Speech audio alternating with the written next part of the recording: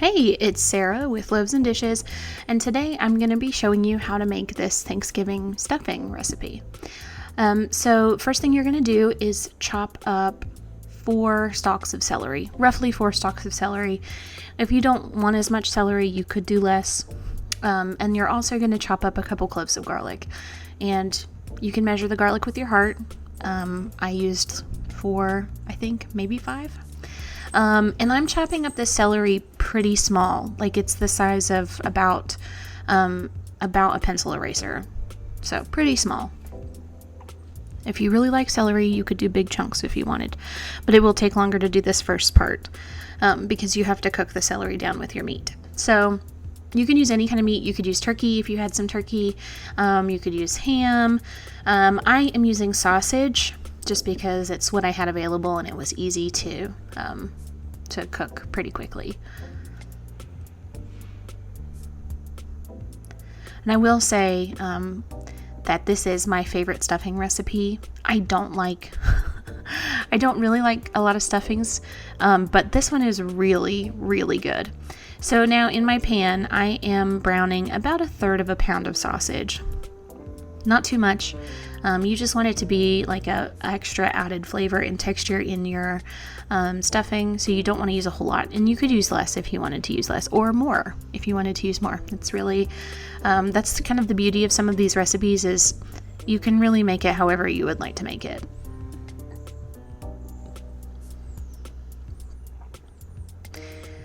So I'm just browning that up. And I am chopping it up so that it's pretty small, just like my celery. That way, I feel like it better distributes in the pan around the bread and everything when it's a little bit smaller. So, and I put my celery in, and I'm just letting my celery cook for a few minutes until it's soft. I think I let it cook for about 5 minutes total. And about halfway into cooking, I added my garlic as well. I waited a long time to add the garlic because I didn't want the garlic to burn. You could also add other vegetables to this if you'd like. If you wanted to add some carrots or some onion, whatever you want to add to your stuffing it's up to you. I also think some cheese would be good in it, especially if you had like a nice cheese, like a Gouda. You can add cheese to anything and it will make it taste amazing. So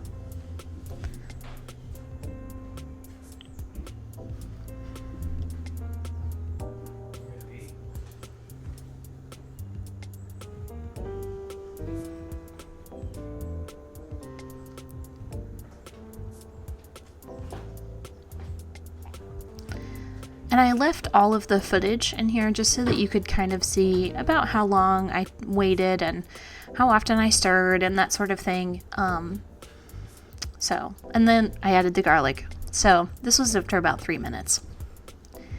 And this process takes a little bit, it's kind of time consuming and it's a little tedious because it's not like you can just dump everything in a bowl and mix it together.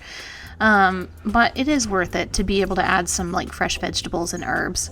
Oh, so once I add the garlic, then I add some herbs. I added some thyme. I also added a little bit of Italian seasoning off camera as well, just for some extra herbiness.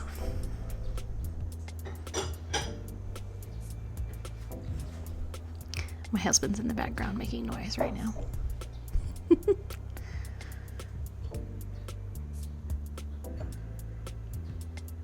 Okay, so now what I'm doing is I'm taking about 1/2 cup of chicken stock and I'm deglazing the bottom of the pan. When you cook meats and things, I'm sure you've noticed some of it gets stuck to the pan and it gets brown. That is really good flavor, and you want to get that off and into your meat. So now I have 3 boiled eggs that I'm chopping up. You could add more eggs or less eggs. This part is also really up to you.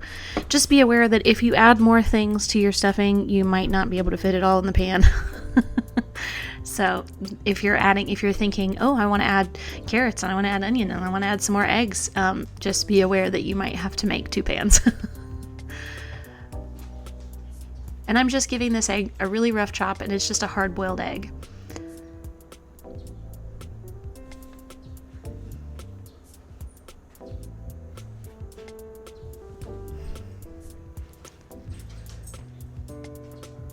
and I am scooping that into my bowl with my already chopped up bread. This is just a loaf of sourdough bread that I cut up into about inch-sized cubes. I added my egg, and now I added some butter, and now I'm adding 3 eggs that I am whisking up. I got this tiny whisk on Amazon and I love it. It's adorable, and it seems impractical to have a tiny whisk, but it's really been useful. So now I'm adding 2.5 cups of chicken stock to the bread, and I'm going to add some salt and pepper and some other seasonings. I think I added some garlic powder and onion powder. And now I'm adding my sausage and celery mixture. And once I get that in there, I'm just going to give it a really good mix. And you can do this with your hand. I didn't want to get my hand all yucky, so I used a spatula, but you want to be very careful because you don't want your bread to break apart. If you waited after it was soaking in that chicken stock, then it might be more risk to break apart, but not necessarily at this stage. So I'm just giving that a really good mix, and then I'm going to put it in my baking dish, and I'm going to let it sit for about 15 minutes because you want the bread to absorb that chicken stock. And then I baked it for about 45 to 50 minutes, and that was it when it was all done. It's delicious. It's literally the best stuffing ever. If you want to see more recipes like these, check out loavesandishes.net. If you want to hear more from myself and my mom, we do have a podcast. It's called Dorks with Forks, and you can find that wherever you listen to podcasts. Be sure to subscribe to our channel. We put out a new video every Monday through Friday, and you can find all of the things that we used in today's video in the description box below. Thanks for watching.